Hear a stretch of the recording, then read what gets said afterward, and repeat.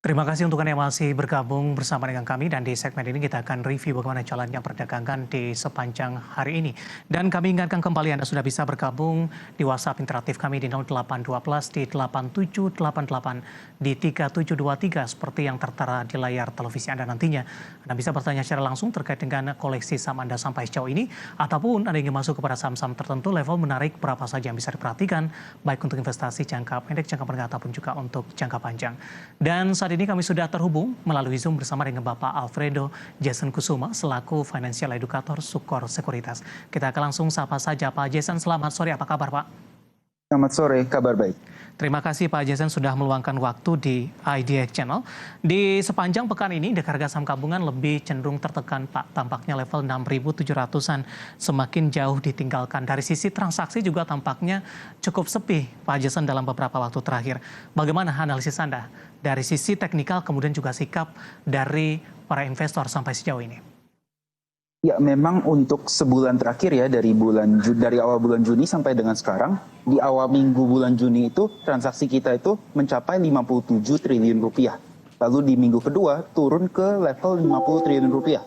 Lalu untuk minggu ketiga saat ini itu sekitar 41 triliun rupiah. Jadi memang kita melihat transaksi mingguan untuk IHSG itu juga sudah melandai ya, bisa dibilang.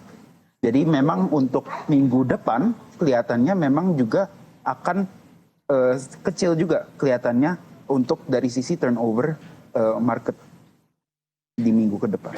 Baik, Pak Jason, ada pengaruh tidak sih Pak di minggu depan kita hanya menyisakan 2 hari perdagangan saja. Para investor tampaknya lebih ke arah profit taking, kemudian mengamankan dividen dan juga mengamankan portofolio ini, Pak Jason.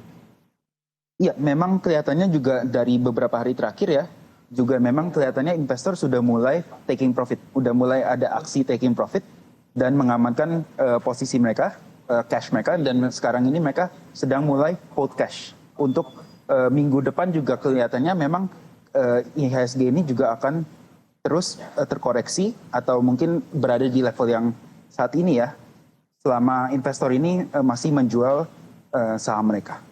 Baik, Pak Jason, bagaimana Anda melihat dari posisi teknikal Pak dari pergerakan indeks harga saham gabungan hari ini? Kemudian dari sisi resistennya sebenarnya berapa yang harus ditembus untuk IHSG bisa mencoba untuk bangkit kembali? Oke, untuk saat ini IHSG itu masih membentuk pola pattern inverse head and shoulder ya, pola pattern reversal. Saat ini juga masih berada di sekitar level Fibonacci 0,5 sampai dengan 0,618 di level 6.632 sampai dengan 6.653. Jadi memang untuk saat ini dan untuk kelihatannya memang untuk sampai minggu depan, kelihatannya tradingnya ini juga masih akan berada dalam range pergerakan harga tersebut. Lalu untuk resistennya yang perlu ditembus adalah di level 6.740 yang merupakan juga neckline dari pattern inverse head and shoulder-nya untuk IHSG sendiri. Baik, tampaknya masih cukup jauh Pak Jason dari posisi saat ini di 6.650 Pak. Artinya perjuangan dari indeks harga saham gabungan ini cukup keras ini untuk menembus ke 6740 Pak. Ya, betul. Memang kelihatannya di sepanjang sampai akhir bulan Juni ini, kelihatannya memang pergerakannya masih akan berada di level yang sama. Tapi untuk bulan Juli dan mungkin sampai dengan bulan Agustus ke depan, kelihatannya indeks ini bisa mulai untuk menguji kembali level resisten di 6.740 tersebut. Baik, maksudnya ini memasuki di semester kedua nanti begitu Pak Jason? Betul, betul. Oke, saham-saham big cap hari ini masih menjadi pemberat. Salah satu yang cukup menarik adalah dari perbankan ini. Tampaknya mengalami kekurangan tenaga yang sebelumnya juga selalu menopang dari indeks harga saham gabungan. Hari ini perbankan juga bergerak bervariasi. Kemudian dari sisi sentimen kemarin Bank Indonesia kembali menahan suku bunga acuan di 5,75%. Kemudian juga testimoni The Fed ini masih hawkish sampai sejauh ini. Bagaimana Anda melihat proyeksi untuk perbankan big cap ini, terutama untuk perdagangan di semester kedua nanti? Kalau tidak salah juga akan disambut oleh data laporan kinerja untuk kuartal kedua nantinya, Pak Jason. Oke, mungkin dari sahamnya dulu ya. Kelihatannya memang dari saham-saham, terutama saham-saham big caps, big banks, big four banks itu, BBCA, BRI Mandiri, dan BNI, kelihatannya memang upside-nya sudah tinggal sedikit. Ya, sudah nggak terlalu tinggi lagi untuk dari sisi upside-nya. Malahan kelihatannya sendiri dari Bank BRI ya, kelihatannya sudah membentuk pola double top. Jadi kemungkinan besar akan koreksi dalam beberapa waktu ke depan. Lalu untuk dari Oke. sisi banking sektornya sendiri, karena emang terjadi penahanan suku bunga ya di level 5,75%, ini sebenarnya sentimen yang cukup baik. Tetapi karena ada juga sentimen dari The Fed sendiri yang kelihatannya memang akan menaikkan suku bunganya sekali ataupun dua kali lagi sebesar 25 basis poin masing-masing. Jadi itu sedikit menekan dari sisi untuk sektor perbankan. Kita akan coba ulas lebih detail dari teknikalnya untuk BBRI, Pak Jason.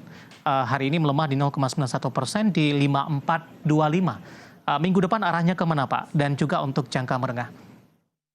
Kelihatannya memang untuk supportnya BRI saat ini berada di level 5.350. Dan itu juga merupakan neckline dari pola reversal double top ini.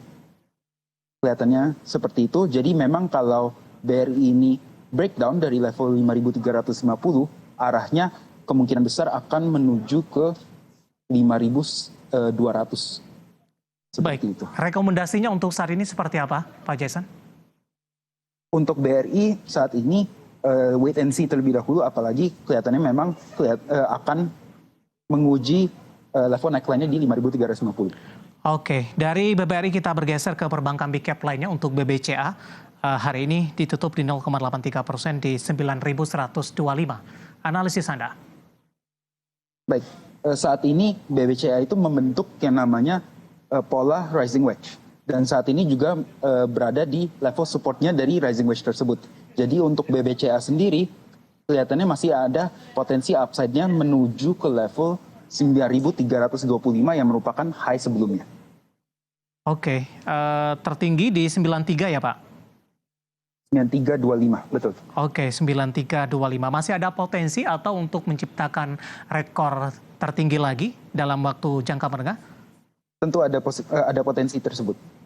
Baik. Karena memang sudah beberapa kali di retest level tersebut dan saat ini kemungkinan besar ada kemungkinan memang bisa di breakout di level 9.325. Baik, sebelum kita update posisi penutupan perdagangan di sesi kedua, kita akan coba singgung dari BMRI, Pak Jason. Singkat saja Pak, ditutup flat di 5.075 sepertinya. Ya, BMRI juga saat ini sedang konsolidasi ya, di sekitar level 5.000 sampai dengan 5.150. Kelihatannya memang ia harus breakout dulu dari level 5.200. Baru kita bisa melihat kelihatannya BMRI ini akan melanjutkan kenaikan.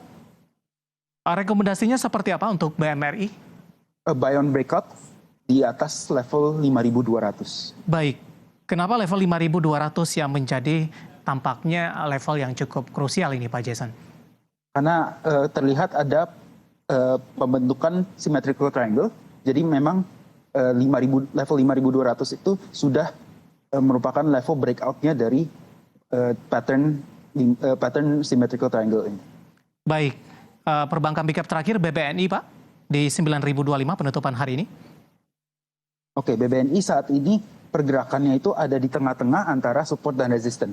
Di supportnya sendiri terdekat itu di level 8.750, sedangkan untuk resistennya di level 9.300. Jadi saat ini menurut saya masih wait and see terlebih dahulu karena saat ini posisinya belum menentukan apakah dia akan melanjutkan kenaikan atau malah turun.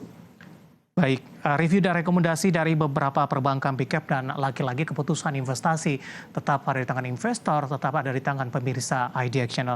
Pak Jason, nanti kita akan lanjutkan. Saya akan coba sampaikan terlebih dahulu update penutupan indeks harga saham gabungan di perdagangan sesi kedua hari ini pemirsa.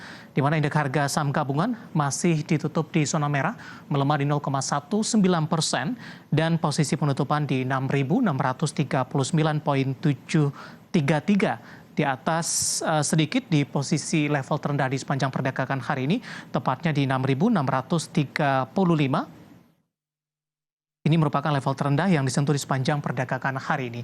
Dari update penutupan indeks harga saham gabungan, kita akan coba lihat beberapa data perdagangan lainnya yang berhasil dihimpun oleh tim redaksi kami. Langsung saja kita ke grafis yang pertama. Kita akan coba lihat posisi penutupan beberapa indeks lainnya. Dapat Anda saksikan juga di layar televisi Anda pemirsa. MNC 36 ditutup menguat di 0,20%. Jakarta Islamic Index juga menguat di 0,30%. LQ45 juga menguat tipis di 0,17% di 945,952. Kemudian kita akan coba lihat rotasi pergerakan sektoral pemirsa. Di penutupan sesi kedua hari ini, barang baku menguat di 0,75%, konsumsi primer juga menguat di 0,33%. Teknologi hari ini masih menjadi pemberat di 0,86%, dan energi juga melemah di 0,80%. Selanjutnya kita akan coba lihat saham-saham yang mengalami penguatan signifikan yang masuk ke dalam deretan top gainers pemirsa. BBCA ditutup di level 9.125, MDKA di 3.170, BMRI di 5.125, dan Telkom di 3.950 dan belum mampu untuk balik di atas level 4.000-an kembali.